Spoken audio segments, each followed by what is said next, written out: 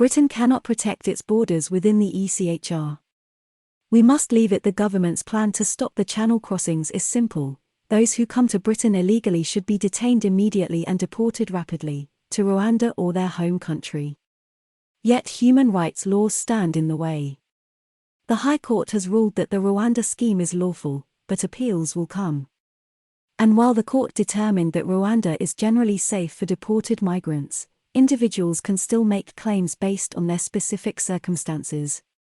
This causes a further barrier, for if deportation is not imminent, detention is deemed unlawful too. As ministers work on legislation to resolve the problem, the basis of our human rights laws, the European Convention on Human Rights, policed by its court in Strasbourg, looms large. Rishi Sunak and the Home Secretary, Suella Braverman, both say they are ultimately prepared to withdraw from the convention. Their position is controversial, and several Tories have said they oppose withdrawal. They say the problem is not the convention, but that the Home Office processes asylum claims too slowly.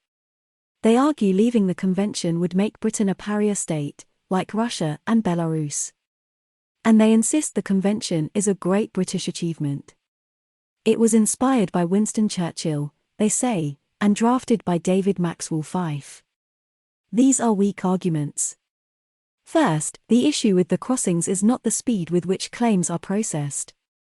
In fact, if a consequence of faster decision-making is that acceptance rates go up, a fair assumption based on past experience, even more migrants will come, believing they will win the right to live here permanently.